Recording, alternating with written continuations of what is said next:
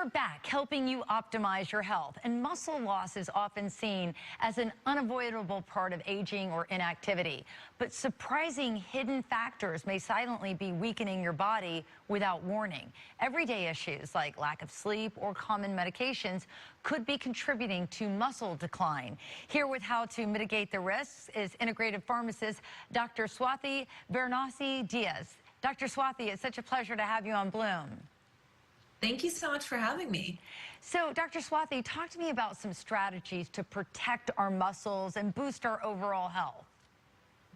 Yes, absolutely. So these strategies can be for anyone. And so as we age, especially anyone over the age of 40, we can start actually producing fewer hormones and build muscles more slowly. And we just naturally lose muscle over time. So there are a number of strategies that we can use. The first one is nutrition. So thinking about high protein, high fiber meals. The next one is upping our movement. So thinking about adding some resistance or strength training in and getting some exercise that actually gets our heart rate up.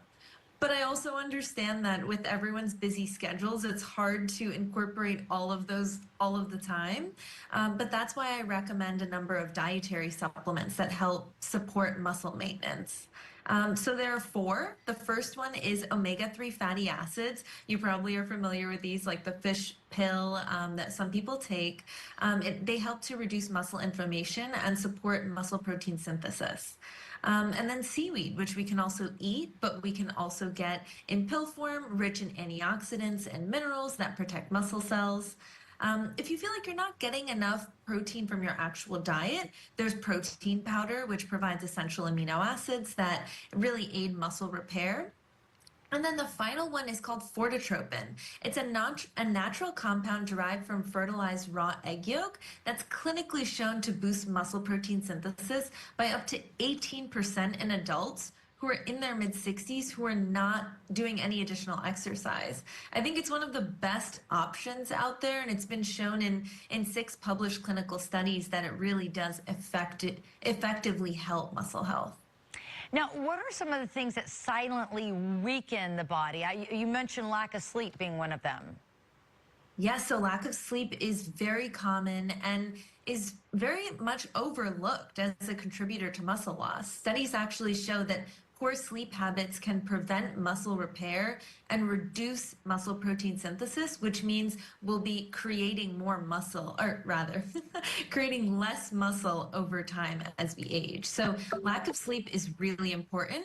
The other one is certain medications. So, the average American is taking a number of medications every single day. So medications such as statins, so that's used for cholesterol, diuretics, which are a part of high blood pressure medication regimens, and even those popular medications right now, like GLP-1 drugs, like Ozempic and Wegovy. All of those can actually accelerate muscle loss over time.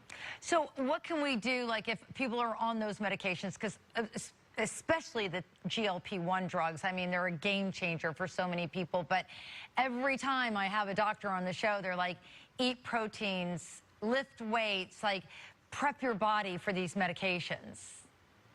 Absolutely. I agree with your previous experts. It's all about this multi-prong approach that incorporates the right amount of protein, the right amount of resistance training. But I also don't want to scare people off from, oh, you shouldn't take these medications and you shouldn't, think about this entire strategy, because if you're going to incorporate these medications, you also just need to think about what else am I doing from a lifestyle perspective to maintain my muscle and eventually create more muscle. So it's as much as what they said, but it's also thinking about some of these dietary supplements that I mentioned, like Fortetropin and omega-3s, that can really help bolster muscle.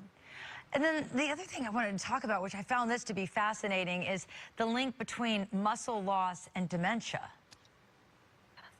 Yes, absolutely. This is something that a lot of people are not talking enough about, is like as we're losing muscle, we're actually potentially, the studies show that when we lose muscle, we actually can lose some of our cognitive health. And so cognitive health meaning, brain function. And so just having, our muscle and looking great is not what it's all about. It's actually the link between muscle and brain health is more pertinent than we ever imagined. Wow, that alone is a reason for people to get their muscles and their bone health in check. Dr. Swathi, thank you so much for joining us on Bloom today. Thank you so much for having me. And we're going to share Dr. Swathi's advice on BloomTampaBay.com.